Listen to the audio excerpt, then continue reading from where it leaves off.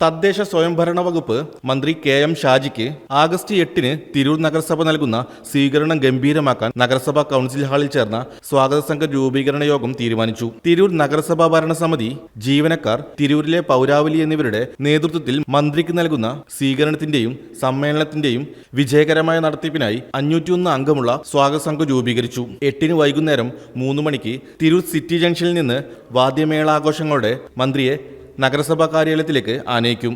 നഗരസഭയുടെ 2025-26 വാർഷിക പദ്ധതിയിൽ ഉൾപ്പെടുത്തി 50 ലക്ഷം രൂപ ചെലവഴിച്ച് ആധുനിക രീതിയിൽ നവീകരിച്ച പയ്യനങ്ങാടി കൊള്ളിക്കുളത്തിന്റെ സമർപ്പണവും മന്ത്രി നിർവഹിക്കും. സ്വാഗത സംഘ രൂപീകരണ യോഗം നഗരസഭാ അധ്യക്ഷൻ കീഴടത്തിൽ ഇബ്രാഹിം ഹാജി ഉദ്ഘാടനം ചെയ്തു. വൈസ് ചെയർപേഴ്സൺ സിന്ധു മംഗലശ്ശേരി അധ്യക്ഷനായി.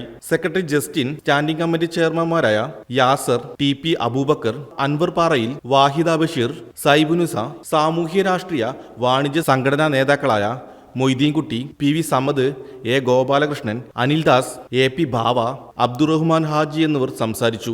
ജനപ്രതിനിധികളും നഗരസഭാ ഉദ്യോഗസ്ഥരും നാട്ടുകാരും യോഗത്തിൽ പങ്കെടുത്തു. News bureau, Tirur.